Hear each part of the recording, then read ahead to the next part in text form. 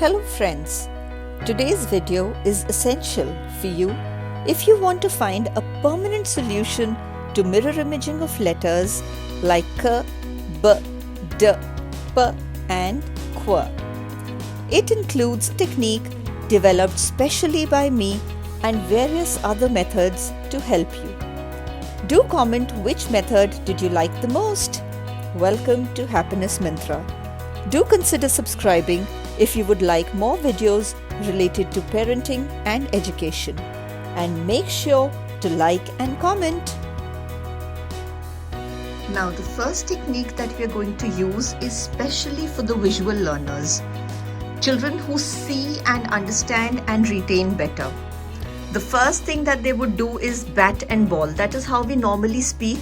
We hardly ever say ball and bat. So we say bat and ball, I want to play with a bat and ball, let's buy a bat and ball. So bat, ball. And when they make a b out of it, bat, ball. So first bat and then ball. Simple. For d, we say doorknob to open the door. Right? So we need to first turn the doorknob. So that's the doorknob. And it will help us to open the door. Doorknob to open the door. That's for D. We have another way of teaching D. So young children usually have these plastic drums with which they beat with a drumstick. So drum and drumstick, right? So this they'll make for a drum and then they'll make the stick. So drum and drumstick, again for D. For P, we have a plant with a plum. So when they're thinking or visualizing a plant first, it's the stem which they'll initially draw. So plant with a round plum. So plant with a plum gives you a P. Another thing for P would be pin to pop a balloon. So they'll make a pin first and it'll pop the balloon, which is this. Again for P. Then we come to Qu. Qu is queen with a quiver. Quiver is something where we put arrows. So you can just explain what a quiver is first.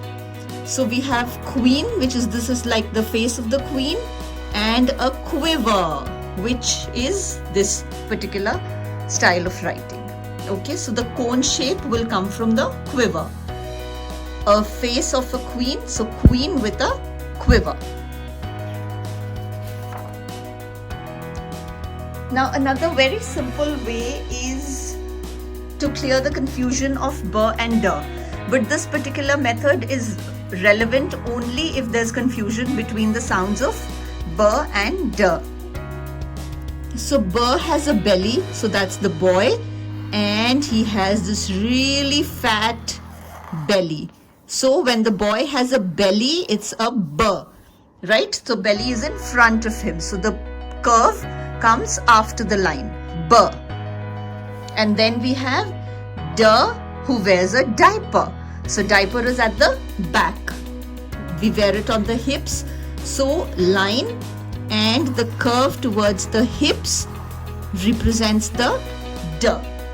So B will have a belly, so the curve is in front. D wears a diaper, so the curve is at the back.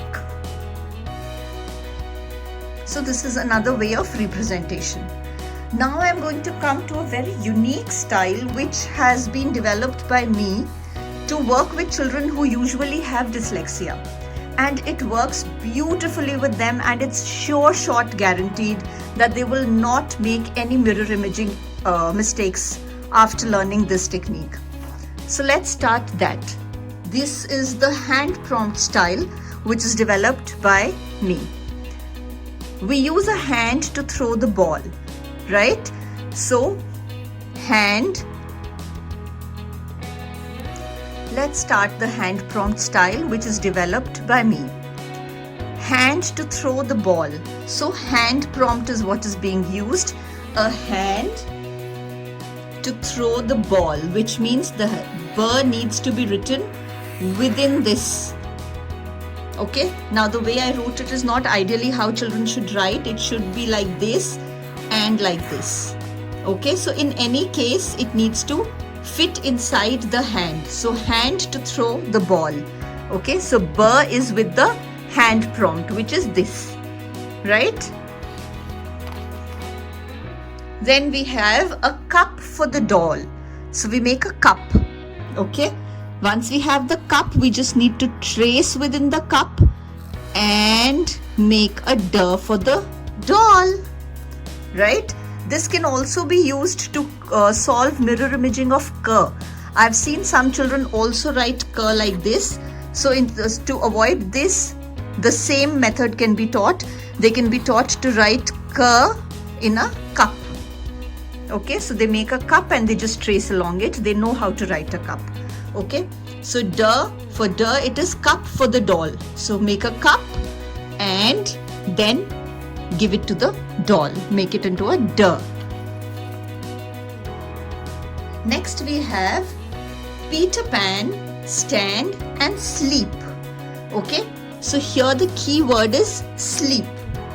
We need the hand like this. We need the hand in a sleeping line position. Okay, so Peter Pan, stand and sleep. Once the hand is sleeping, stand and go along this. Okay, so we have to follow this prompt.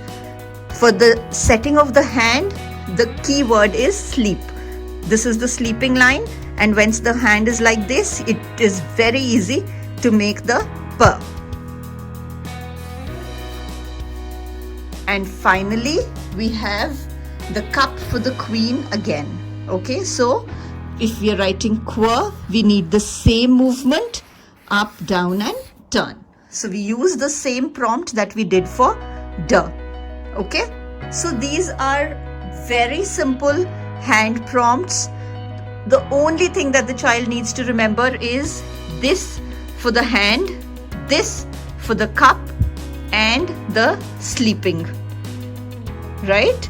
So once they know these three hand movements, writing these particular alphabets is never going to be a problem. Moving ahead, we have another style where we use the capital letters to teach them the small ones.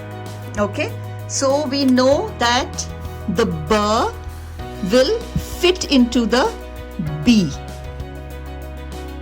So if a child is very comfortable, usually I've noticed that children hardly do mirror imaging of capital letters. So this particular style or concept should be used only if the child is very confident with the capitals. Otherwise, you can use one of the styles that I have explained earlier. The hand prompt styles is really effective. Do try that.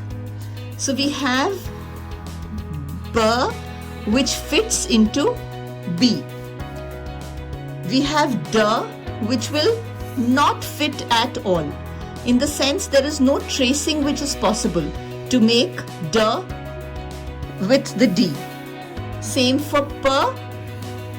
The P will fit into the P, right? By fitting, we mean the exact line tracing which should be done. Okay, so P will go exactly with P, B will go exactly with B. Again for Q, Q is totally different. It cannot match with Q, right? So B and P fit and these two don't fit.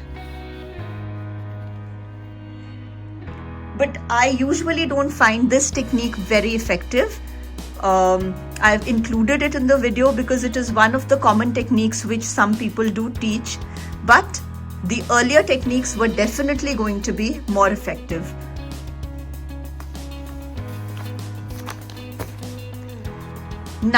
Now we move on to some physical prompts which can be used by the children. We'll start with the fist method. Now what is the fist method? This is our fist, right? So in fist method, we just fold our fist like this. So this forms a B and a D. This gives you B. And this gives you D.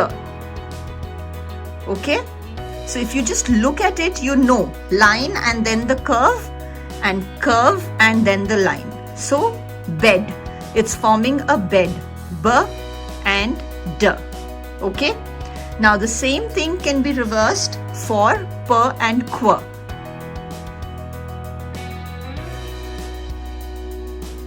Like that. See, this was b and d. We can just reverse it for p and qu. So this will be p, that's the line and then the curve, and the reverse for qu. So first the curve and then it goes like that. So that's qu, right? So this can be used for p and qu and reverse it for b and d. We have another method which is the finger method. Okay, so these are our fingers. If we curve them like this, there is no other possibility. If you join your thumb and your index finger, this is the formation it will take, and that's a b, a line with the curve, a b. And then we have this on the other side, which is going to be the d. So we have the curve going up, up, up, down, down, down, and then the turn for the d. So b and d. Very clear using the finger prompt. Now there are a couple of other exercises that I usually encourage children to do. One is air writing, which is basically the children just need to write in the air. They can close their eyes and trace over the letters. That really helps them to register it within the brain. It's a neurological technique which really helps children. So the letters which they usually confuse, just make them write it in the air. They just have to use their index finger and form the letter. Nowhere, it's just going to be in space. So b like that, d like that, p like that. Okay, just that way. Similarly, you could do writing on floor or sand. Okay, so you take atta in a plate, or you can take sand in a plate, and in that they have to trace out the letter. Blindfold tracing. This is similar to air writing, but here we make sure that we put a blindfold on the child, and then we make them trace either air tracing, or they can do it on a sandpaper. So if we have a cutout of a sandpaper, then they just have to take their finger and go over it. And if all else fails, then finally the last resort which is left is switching to cursive. If you notice, in cursive the letters are written totally differently. Okay, so there is going to be no question of confusion in case the child is using cursives. So this is how you'll write the b, d, p and qu in case of cursive. Okay, so if the child is using this, then there is no chance of confusing the letters, doing mirror imaging or anything else. But this should be the last resort. I am sure some or the other technique that have been explained in this video will be effective for you and work for you. Happy writing, but remember, do let us know in the comments which technique worked the best for you. I will really look forward to comments from you so that I know what works and what doesn't. Thank you. Happy writing, happy learning.